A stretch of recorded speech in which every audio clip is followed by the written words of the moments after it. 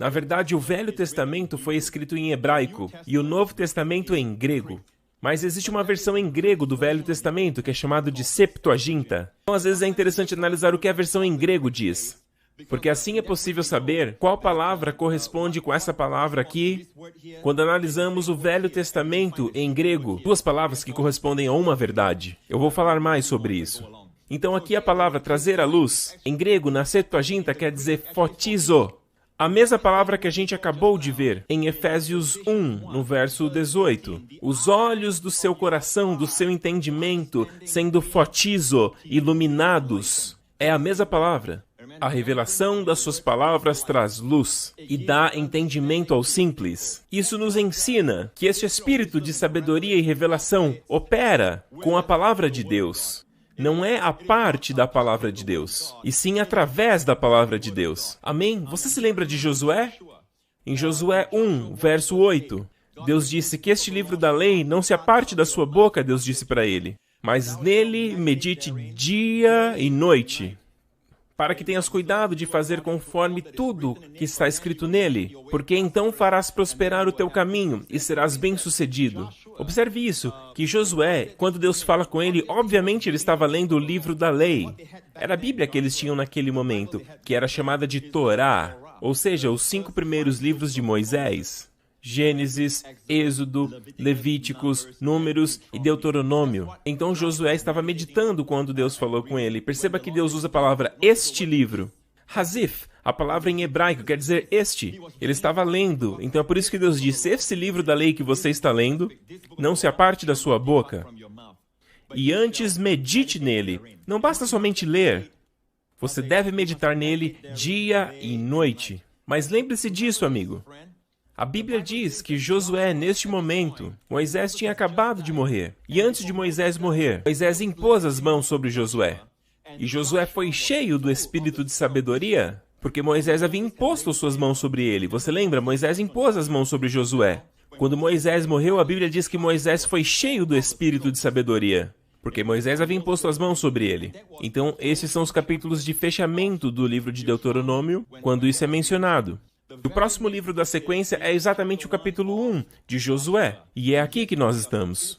Não é suficiente apenas receber o espírito de sabedoria. Amém? Deus opera com a união dos dois. Ou seja, assim você terá sabedoria na sua vida, terá visão em sua vida. Amém? Glória a Deus, porque aí então farás o seu caminho ser próspero. E então terá êxito no que fizer. Aleluia! Aleluia! Então, voltando para o verso no Salmo 119, aqui diz, a revelação de suas palavras. A palavra revelação em grego significa petá. Petá, na verdade, significa abra a porta. Eles dizem algo como petá a porta, ou seja, abra a porta. É por isso que outras versões dizem que a entrada das suas palavras dá luz. Outra versão ainda diz o desembrulhar da tua palavra, que talvez seria o mais apropriado. De acordo com a palavra petá, o abrir, o revelar das suas palavras, dá luz e entendimento ao simples. Toda vez que você ouve a palavra de Deus, você abre a palavra de Deus. Eu estou abrindo a palavra de Deus agora para vocês. E aí vocês não terão uma mentalidade carnal, mas terão a mente do Espírito. Toda vez que a sua mente está alinhada com a palavra de Deus, quando você medita na palavra de Deus, você está, na verdade, alinhando a sua mente com o Espírito. E ter a mente do Espírito é vida e paz. Shalom, bem-estar, saúde, plenitude. Está tudo nessa mesma palavra, shalom. Amém. Amém. Glória a Deus. Perceba que apesar de Josué estar cheio do espírito de sabedoria, ele não negligenciou a Bíblia, a palavra de Deus. Amém. Estava aberto quando Deus falou com ele. Deus falou, este livro da lei. Obviamente ele estava lendo naquela hora. Ela não deve se apartar da sua boca, Josué. Você deve meditar nela durante dia e noite. Perceba, dia e noite, para que tenhas cuidado de fazer. Olha isso, tenhas cuidado de fazer. O cuidado de fazer. Deus poderia ter dito, medite nela dia e noite, para fazer tudo o que está escrito nela. Ele não precisava ter dito o cuidado de fazer. Ter cuidado, observar, em hebraico, shamer. Observe, veja, olhe, vigie. Amém? Para fazer.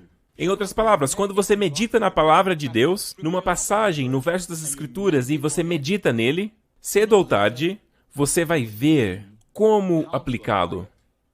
Amém? Então, farás prosperar o teu caminho, e então serás bem-sucedido. Preste atenção, quando você medita na palavra de Deus, na verdade, meditação, aqui vem da palavra hagar em hebraico, que quer dizer sussurrar. Na verdade, a primeira linha já nos diz isso, que este livro da lei não se aparte da sua boca. Amém? Não somente da sua cabeça. Normalmente pensamos em meditação ligado à nossa mente, neste caso é com a boca. Amém? Meditação, de acordo com a Bíblia, não é fechar a boca e focar apenas nos pensamentos. Amém? Ou apenas esvaziar a sua mente. Ok? Na verdade, é encher a sua boca da palavra de Deus e pensar naquilo que você está falando. Hagar, que quer dizer sussurrar. Amém? Mesmo quando for tarde da noite e você eventualmente não conseguir dormir, eu adoro quando eu não consigo dormir, seja lá por conta do diabo, por conta do estresse, ou seja lá pelo que for, eu não consigo dormir, eu somente medito na palavra de Deus. Amém? Enquanto medito, eu falo essas palavras, eu sussurro essas palavras. Pode até memorizar o capítulo 1 de Josué, se você quiser. O Salmo 1 fala do homem que tem prazer na lei do Senhor, e na sua lei ele medita, e novamente aqui a palavra meditar quer dizer hagar, dia e noite. Enquanto você medita, você vigia. Você vai observar a sabedoria naquela passagem. Você vai conseguir enxergar. Você vai conseguir visualizar como uma foto. Como? Através dos olhos do seu coração. Então não é suficiente apenas pedir para Deus pelo espírito de revelação e sabedoria, porque Josué tinha isso, depois de Moisés ter imposto as mãos sobre ele, e ainda assim, ele precisava da palavra de Deus. E agora que você entendeu que a palavra que significa meditação em hebraico é hagar, mas a palavra meditar em grego, na versão Septuaginta do Velho Testamento, é melatao. E por que eu estou falando isso? Porque existe uma contrapartida nas escrituras de Paulo, já no Novo Testamento. No Novo Testamento, em 1 de Timóteo 4, aqui diz assim, medite sobre essas coisas, dedique-se inteiramente a elas, para que seu aproveitamento seja manifesto a todos. Medite sobre essas coisas, dedique-se totalmente a elas, para que o seu aproveitamento fique claro a todos. Meditar aqui é a palavra melatao. Obviamente, este é o Novo Testamento e está escrito em grego. A razão pela qual eu estou te mostrando esses dois versos no Velho e Novo Testamento é para te mostrar que esse verso aqui é, na verdade, a mesma palavra, hagar, medite nestas coisas. E quais coisas são essas? E o contexto diz que é a palavra de Deus. Até eu voltar, persista em ler, exortar e ensinar. Então, na palavra de Deus, persista em ler, em ensinar, em exortar. Não desprezes o dom que há em ti, que no caso de Timóteo era o dom de ensinar que foi ministrado a ele pelos presbíteros da igreja, quando impuseram a mão sobre ele e através de profecia. Medite na palavra de Deus e dedique-se inteiramente a ela, e o seu aproveitamento será manifesto a todos. Perceba que toda vez, igreja, preste atenção, eu descobri que toda vez que a palavra de Deus fala sobre meditar, está sempre acompanhado de um benefício, sempre acompanhado de uma bênção. O que diz em Josué 1:8? Para que aí então você faça o seu caminho prosperar. Você vai fazer seu caminho prosperar. Quando você medita na palavra de Deus dia e noite, você fará o seu caminho prosperar. E você terá bom êxito. Uau! E que tal Salmos capítulo 1? Mas o seu prazer está na lei do Senhor. E na sua lei ele medita dia e noite. Quando nós vemos a palavra lei do Senhor, não está falando especificamente dos 10 mandamentos. O artigo A, se referindo à palavra lei, significa toda a lei. Então, neste contexto, falamos dos 5 primeiros livros da Bíblia, conhecidos como a lei de Deus, ou seja, a instrução, a palavra de Deus. Então, aquele que medita na palavra de Deus e tem o seu prazer na palavra de Deus, e hagar, medita dia e noite, então ele será como uma árvore plantada junto a ribeiros de águas. E se um rio tiver com pouca água, não se preocupe, meu amigo, eu estou falando de rios de águas, muitos rios. Que refrigério, que alegria, que prazer, aleluia! E dá o seu fruto na estação apropriada, cujo as folhas não caem. Cujo as folhas não caem. Exatamente ontem, quando eu estava meditando sobre isso, eu estava sentado com a minha esposa, nós estávamos comendo, nós estávamos do lado de fora, na verdade. Nós estávamos num determinado lugar comendo. Nós estávamos lá falando sobre as nossas coisas, mas a minha mente estava nesse versículo. E eu tenho estudado sobre esse verso, as suas folhas não caem. Pesquisando essa palavra em grego, meditando sobre esse verso, cujas folhas não caem. E aí caiu uma folha bem em cima da mesa onde nós estávamos, da mesa que estávamos comendo. E aí uma folha simplesmente caiu, uma folha seca. E é como se Deus estivesse me dizendo, a sua folha jamais vai cair desse jeito. Amém? E quando eu olhei para a folha, ela estava como desgastada, como velha. É como se fosse aquelas folhas de outono. Elas já morreram. O outono é um sinal que as folhas morreram. É bonito a paisagem de outono, mas é um sinal de árvores que morreram. Mas a Bíblia diz que se você meditar na palavra de Deus, você será como árvore plantada junto a ribeiros de águas. E algo plantado não foi algo que cresceu sozinho. E a palavra plantado significa que alguém te colocou ali. Quer dizer que tem alguém que te ama, que está cuidando, que está observando você. Onde? Junto a ribeiros de águas. Você terá seu fruto na estação correta e a sua folha não cairá. E num outro lugar na Bíblia, a Bíblia interpreta a Bíblia e diz: as folhas são para a cura das nações. Então as suas folhas, a sua saúde, a sua cura, elas jamais cairão. Amém. Você será para sempre verde, para sempre jovem. Aleluia. Olha essa parte. Eu acabei de dizer que toda vez que a Bíblia fala sobre meditar, existe um benefício. Amém? E aqui diz, e tudo quanto fizer, prosperará. Exatamente igual a Josué 1:8. Amém? Então fará prosperar o teu caminho e você terá bom êxito. E aqui diz que quando você medita na palavra de Deus, tudo o que você fizer, prospera. Não importa qual seja a sua ocupação, se você é um médico, um professor, uma dona de casa, amém? Qualquer coisa que fizer, prospera.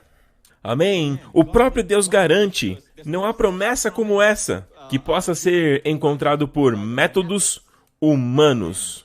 Nos sistemas dos homens, eles podem até te treinar para que você seja bom no seu trabalho, nas questões específicas do seu trabalho. Amém? Eles podem até te ajudar a desenvolver alguma determinada habilidade. Amém? Não exatamente um talento, mas uma habilidade. Eles podem te ensinar como fazer algo, mas não como prosperar em todas as coisas nas quais você estiver envolvido. Tudo o quanto fizer, prospera. E como nós acabamos de ler, você fará o seu caminho prosperar e terá bom êxito. Aleluia! A palavra bom êxito é a palavra sakal. A palavra sakal, guarde a palavra sakal com você. Ok, a razão pela qual eu quis ir para Timóteo é porque diz, medite nessas coisas. E sabemos que aqui a palavra correta é medite nessas coisas, porque algumas outras versões usam outra palavra, como empenhe-se nessas coisas, seja diligente com essas coisas. Mas a versão King James está exata. Amém? Ela diz melatao, que significa medite, porque nós vemos a mesma palavra na versão Septuaginta em Josué 1:8. Onde diz Hagá, dia e noite. Medite nela, dia e noite. Palavra meletao. Amém? Medite nela. E perceba que novamente, tem sempre uma profecia, sempre algo próspero, algo que tem bons resultados, algo que tem êxito. Aqui diz para que o seu progresso seja visto por todos. Isso significa que é algo visual, algo palpável, ou seja, algo que todos podem ver. Amém? E eles viram que Deus era com José. Amém? Faraó viu. Aliás, Faraó viu depois. Quem viu primeiro foi Potifar, que o Senhor era com José. E em tudo que ele colocava as mãos, Deus fazia prosperar. Perceba, mas quem é Potifar? Ele não é um crente. Amém? O mundo, o seu chefe. Amém? Os seus colegas, as pessoas do mundo vão ver que Deus é com você.